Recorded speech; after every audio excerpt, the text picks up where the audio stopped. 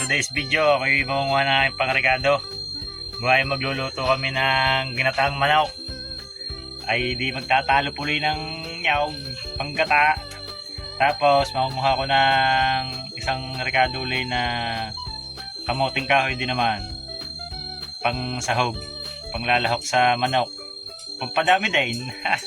Pero bago ako manguha, ako'y naglilis-lilis muna. Yan. Linis din naman ng kaunti.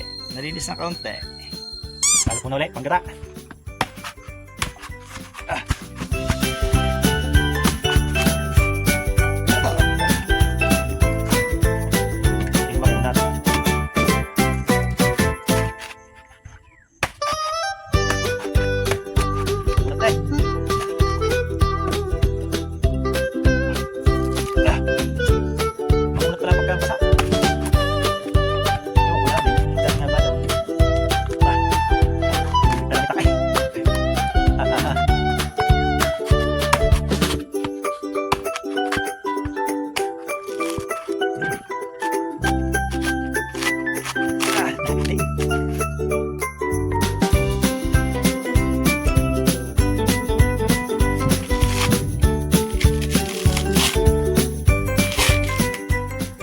Strike. May suloy na. May tumbong na rin sa loob. Dalawa.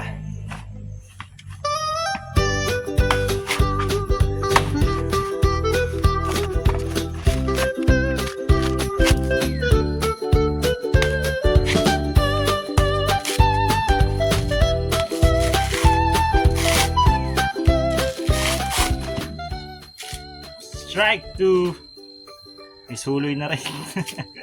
Magpasuloy na eh.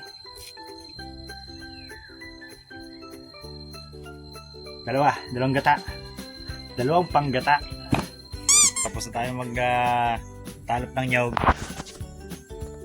Maghahalap naman tayo ng aaring bunutin na kamuting kahoy. Sana naman hindi makapili ng gagadalira eh.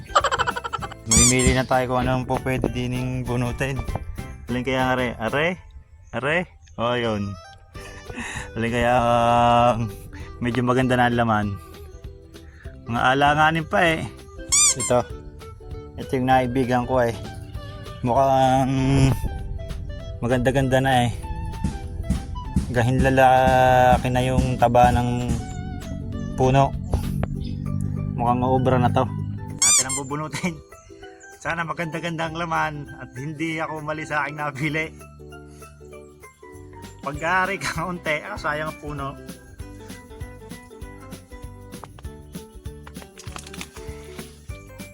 Yawn!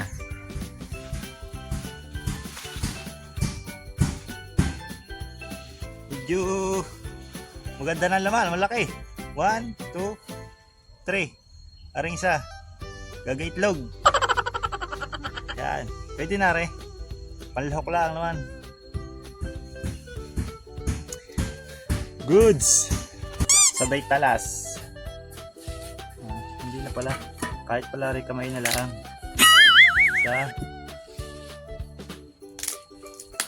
Isa. Malaki-laki.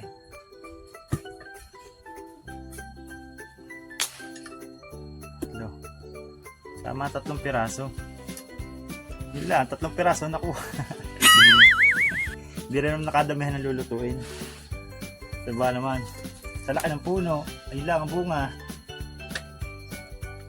So ayan guys, hanggang dito muna lang muli ang ating video. Hanggang susunod muli, may libre na naman tayong pang ulam. Bye!